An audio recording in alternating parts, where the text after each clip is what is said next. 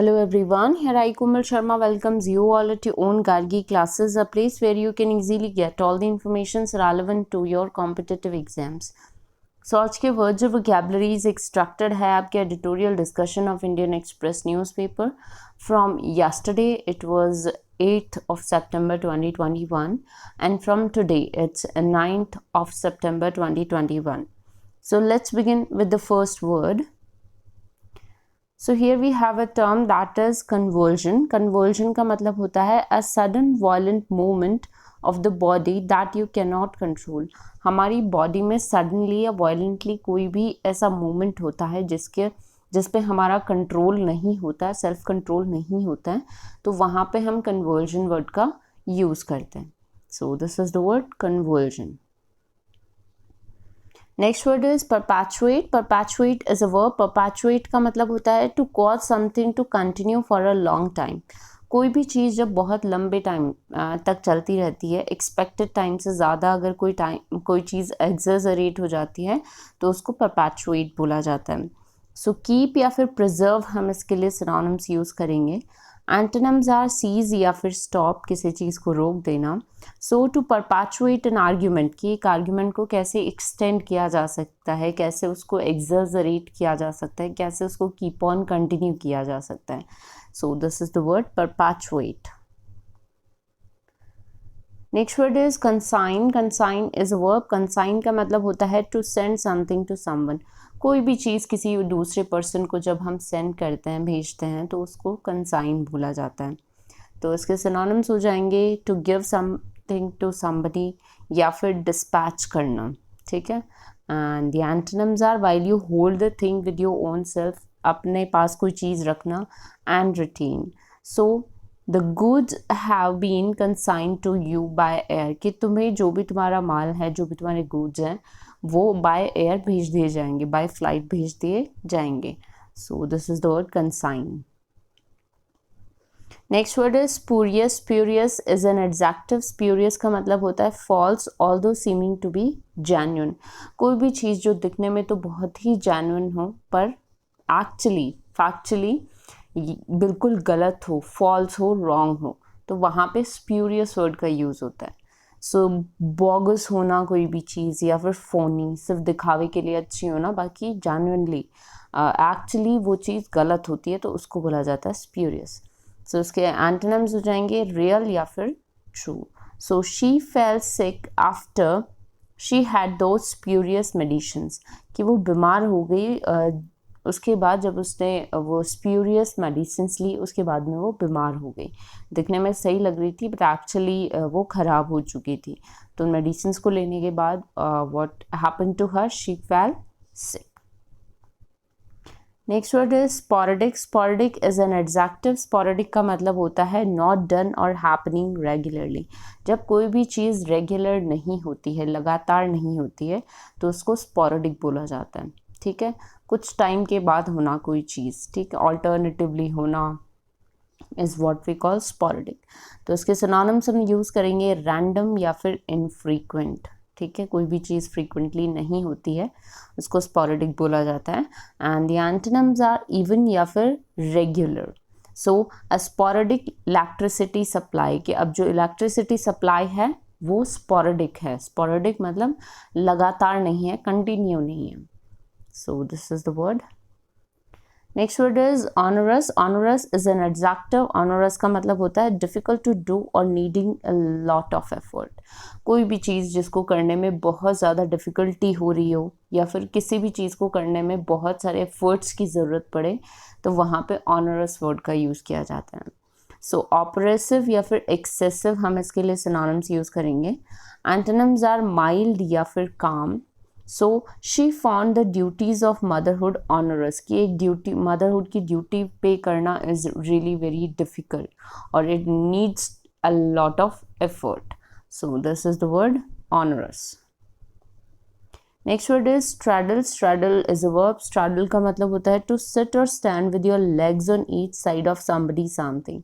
मतलब जब आप खड़े होते हो या बैठते हो, तब आप अपने पैर फैला के खड़े होते हो, या पैर फैला के बैठना is what we call straddle. तो स्प्रॉल या फिर सिट हम इसके लिए सिनोनिम्स यूज़ करेंगे. एंटोनिम्स आर राइज या फिर stand. So he pulled on his helmet and straddled the motorbike, कि वो अपनी हेलमेट उठाता है और अपनी बाइक के दोनों तरफ पार करके बैठ जाता है. Next word is staunch. Staunch is a verb. Staunch का मतलब होता है टू चेक और स्टॉप द फ्लोइंग, कोई किसी भी चीज़ के बहाव को रोकना is what we call staunch. So repress या फिर suppress are the synonyms. Antonyms are continue या फिर परसिस्ट, कोई भी चीज़ कंटिन्यू होती है, परसिस्ट होती है. तो स्टांच हर टेयर्स, कि उसके टेयर्स को रोकना चाहिए, रोका गया. Next word is eviscerate. eviscerate is a verb. इसका मतलब होता है deprive something of its essential content. किसी भी चीज़ को एग्जैक्टली कोई भी चीज़ होती है उससे उसके एसेंशियल जो इम्पोर्टेंट जो कंटेंट होता है उससे अलग कर देना, डिप्राइव कर देना, उससे वहाँ से रिमूव कर देना is what we call eviscerate. So किसी चीज़ को वीकन करना या उसकी गट को कम करना is what we call eviscerate. So weaken and gut, and the antonym is to strengthen something. So Cynthia picked up her another potato and eviscerated an eye. So this is the word eviscerate. Next word is grotesque. Grotesque is an adjective. Grotesque का मतलब होता है strange or ugly in a way that is not natural. कोई भी चीज़ strangely या फिर बहुत ही भद्दी होती हो, ठीक है, जो कि natural ना दिखती हो, unnatural हो, तो उसको ग्रोटेस्क बोला जाता है. सो रिडिक्यूलस होना या फिर whimsical are the synonyms. Antonyms are normal, natural, ordinary. आप इसके लिए एंटोनिम्स यूज़ कर सकते हो. So gothic churches are full of devils and grotesque figure, कि गॉथिक जो चर्चेज हैं those are full of devils and grotesque figures, अजीबोगरीब फिगर्स से एग्जैक्टली फुलफिल्ड होता है. Next word is perversion. Perversion is a noun. इसका मतलब होता है the action of changing something from right to wrong और फ्रॉम गुड टू बैड. कोई भी चीज़ जो सही से गलत में कन्वर्ट हो जाए, अच्छे से बुरे में कन्वर्ट हो जाए, तो उसको परवर्जन बोला जाता है. सो इसके सिनोनिम्स हो जाएंगे करप्शन या फिर डीबेसमेंट. करप्शन या फिर debasement. And the antonyms are morality या फिर virtue. So that statement is a perversion of the truth, कि जो स्टेटमेंट है वो कन्वर्जन है ऑफ द ट्रूथ, मतलब ट्रूथ से अनट्रूथ, मतलब फॉल्स जो स्टेटमेंट बन चुका है ये. So this is the word perversion. Next we have a word that is stymie. Stymie is a verb. Stymie का मतलब होता है to prevent somebody from doing something that he और शी हैज़ प्लान्ड और wants to do. To prevent something from happening, किसी भी चीज़ को होने से रोकना. या किसी पर्सन ने मान लो कोई प्लान बनाया है कि मैं ये काम कल या परसों में ये ऐसे करने वाला हूँ, तो उसके प्लान को एग्जीक्यूट होने से पहले ही रोकना, उसे प्रिवेंट करना is what we call stymie. कुछ भी होने से रोकना इज़ स्टाइमी. सो उसके सिनोनिम्स हो जाएंगे स्टोन वॉल या फिर मिस्टिफाई. एंटोनिम्स आर क्लैरिफाई या फिर forward. So in our search for evidence, we were stymied by the absence of any recent documents. कि हमारी जो भी सर्च चल रही थी, जो भी रिसर्च चल रही थी एविडेंसेस को लेके, वो रुक गई क्योंकि रीसेंट डॉक्यूमेंट्स नहीं थे, जिनकी ज़रूरत थी वो चीज़ ही नहीं थी. तो इसलिए हमें हमारा जो भी है रिसर्च है या सर्च ऑफ एविडेंस है वो रोकना पड़ा. Next we have a word that is nimbleness. Nimbleness is a noun. इसका मतलब होता है the quality of being nimble या फिर the quality of being quick and exact either in movement और थॉट. मूवमेंट में या थॉट में एग्जैक्टनेस आना, क्विकनेस आना. So that quality of being quick and exact in either in movement और in thoughts. So this is the word nimbleness. So agility या फिर lightness हम इसके लिए सिनोनिम्स यूज़ करेंगे. Antonyms are clumsiness. So he is not noted for his nimbleness, कि उसे उसकी nimbleness के लिए नहीं नोट किया जाता. Next word is archaic. Archaic is an adjective. Archaic का मतलब होता है very old fashioned, no longer used. कोई भी चीज़ जो old fashioned हो, बहुत पुरानी हो, जिसको बहुत लंबे टाइम तक यूज़ ही ना किया गया हो, तो वहाँ पे archaic वर्ड का यूज़ होता है. सो obsolete या फिर ancient हम इसके लिए synonyms यूज़ करेंगे. Antonyms are new या फिर modern. So an archaic system of government, के जो गवर्नमेंट सिस्टम है ये बहुत पुराना है, archaic है. Next word is dogma. Dogma is a noun. Dogma का मतलब होता है फिक्स्ड, स्पेशली रिलीजियस बिलीफ और set of beliefs that people are expected to accept without any doubt. कोई भी फिक्स या फिर स्पेशली जो भी रिलीजियस बिलीफ होता है या सेट ऑफ बिलीव्स होता है जो कि एक्सपेक्ट किया जाता है फ्रॉम द पीपल कि लोग उसे एक्सेप्ट करें बिना किसी डाउट के.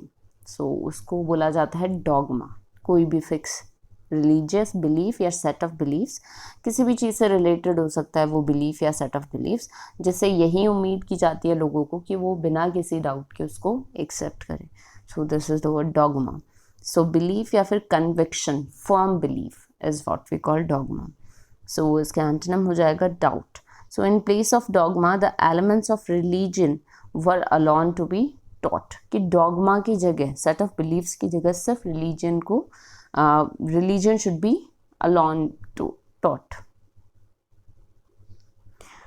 Next we have a word that is perceptible. Perceptible is an adjective. इसका मतलब होता है that can be seen or felt. कोई भी ऐसी चीज़ जिसको देखा जा सके, महसूस किया जा सके, सुना जा सके is what we call perceptible. So इसके synonyms हो जाएंगे detectable या फिर observable, audible भी बोल सकते हैं हम इसको.